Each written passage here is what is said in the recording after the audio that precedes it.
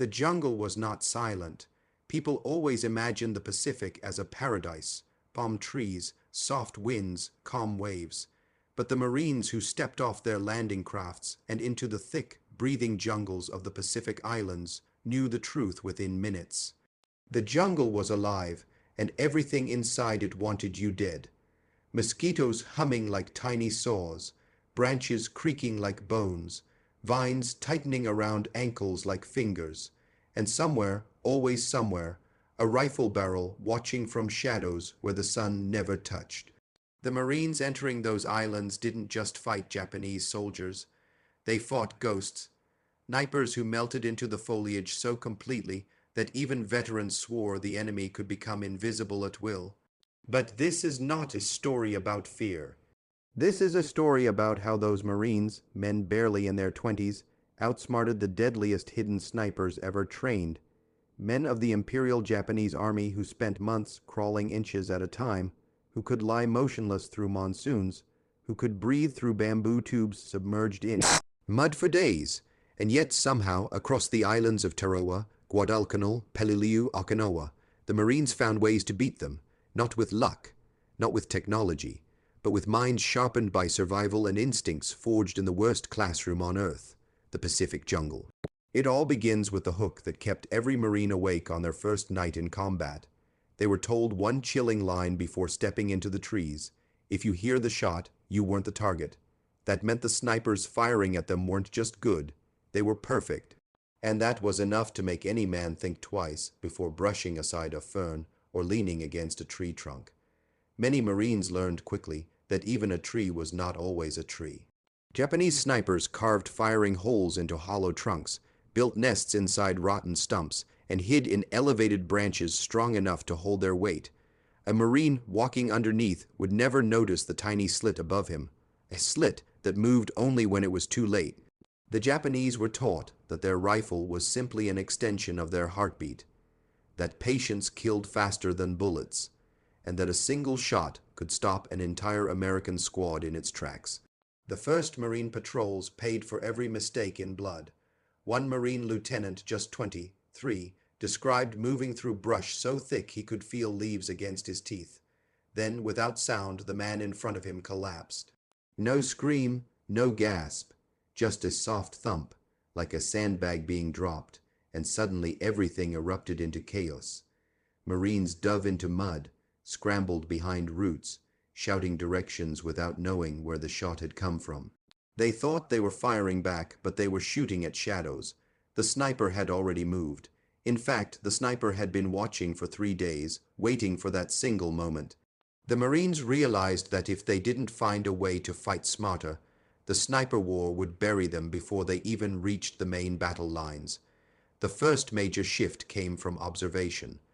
Marines noticed that Japanese snipers rarely fired more than once from the same position. Moving after every shot kept them alive, but movement, even the smallest, left signs. Tiny footprints in soft mud, depressed grass blades, broken twigs. The Japanese were careful, but nature cared little for perfection. A single crushed leaf could betray a hiding place. So Marines changed their eyes. They stopped scanning for men. They scanned for disturbances, unnatural shapes, too. Clean cuts on branches, vines that hung differently than those around them. One Marine scout team grew so skilled they could read the jungle like a diary, pointing out exactly where someone had slithered the night before. But reading the jungle wasn't enough. Snipers didn't stay still. They crawled with turtle, like patience, sometimes advancing inches per hour. Marines needed a way to hunt what they couldn't see. That's when tricks began to appear. Clever, desperate, and sometimes darkly humorous. One trick was the hat on a stick.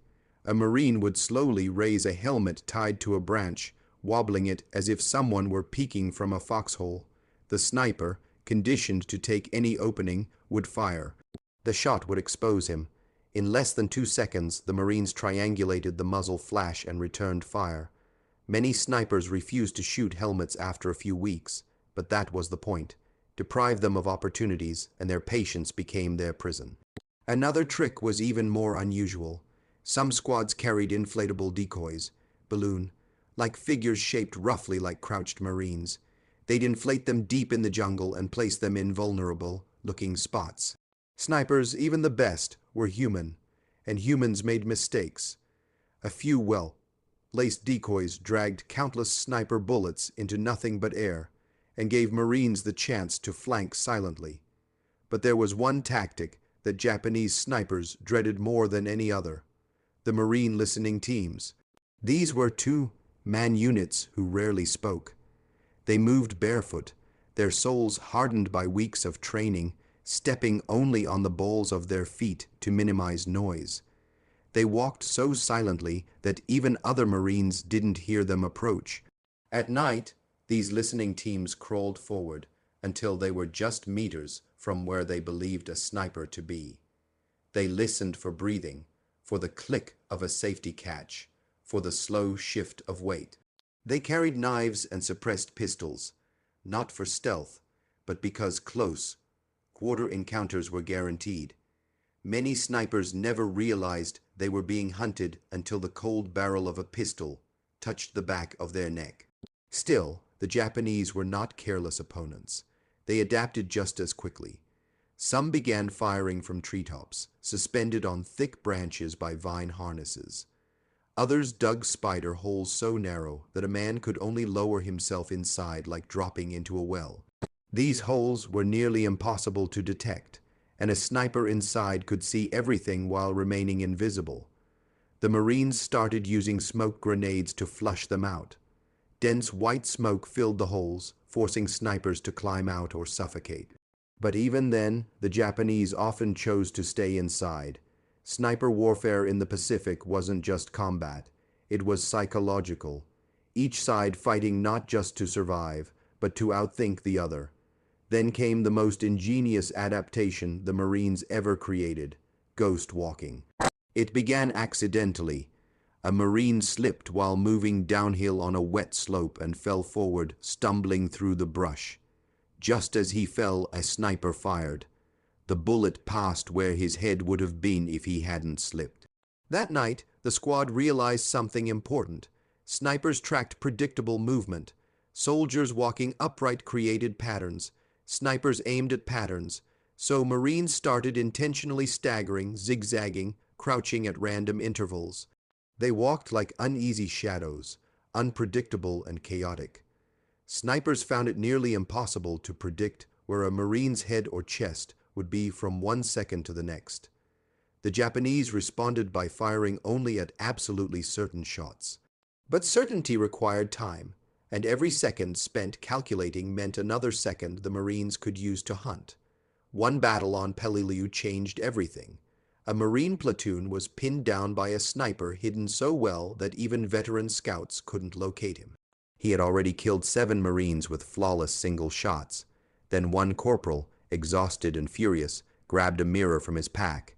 He angled it around a boulder, using reflections to scan the tree line. In the mirror, he saw it, not the sniper, but the tiniest shimmer of light on glass. The sniper's scope. The corporal steadied his rifle, exhaled slowly, and fired. The shot shattered the sniper's scope and dropped him instantly. For the first time, Marines realized that the sniper's biggest advantage, their rifles, could also betray them. From then on, every Marine used reflections, flashes, glints, and shadows to spot sniper optics. As months passed, Marine tactics grew even more cunning. They learned to imitate animal sounds, chirps, croaks, rustles, to mask movements. They dragged branches behind them to erase footprints. They coordinated silent flanking maneuvers by tapping Morse code on canteens. They even deployed small firecrackers to distract snipers long enough for a squad to sprint through exposed terrain. Every trick added up. Every adaptation shifted the battlefield. The Japanese snipers, once feared as jungle spirits, started losing their dominance one shot at a time.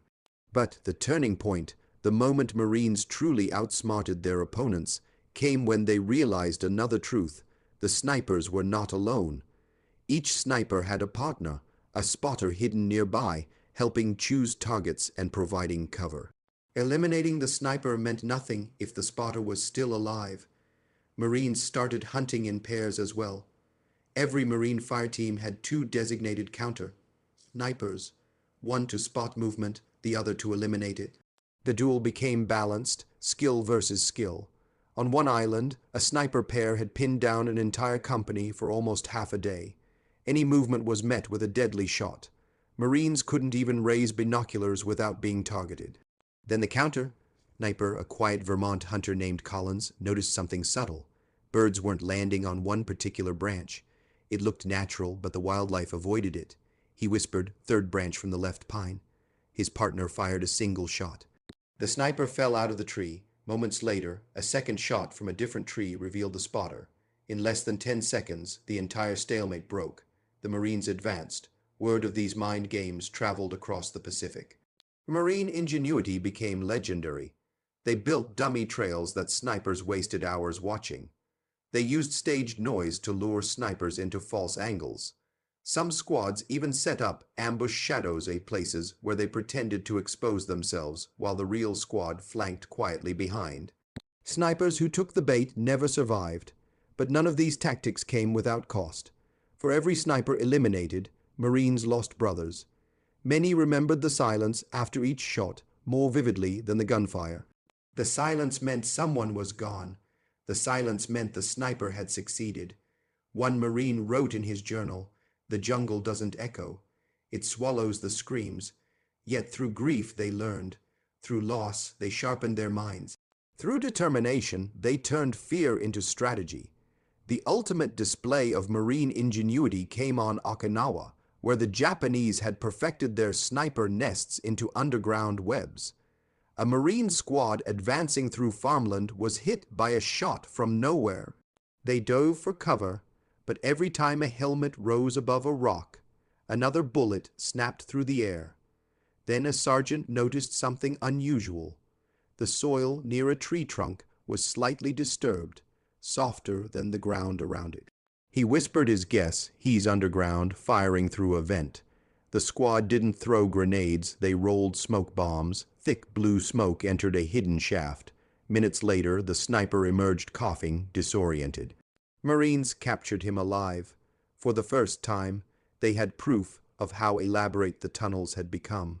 By the end of the Pacific campaign, Marines no longer feared jungle snipers the way they once did. They respected them, but they also understood them. They knew their methods, their weaknesses, their thought patterns.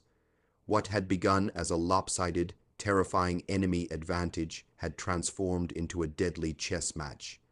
And Marines had learned to play better. The story of how American Marines outsmarted Japanese snipers isn't just a story of war. It's a story of human adaptability, of refusing to die, of refusing to let the enemy control the battlefield.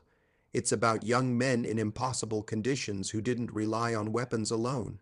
They relied on creativity, courage, and the relentless determination to survive and protect each other. And in the end, the jungle that once belonged to the snipers slowly, painfully became theirs.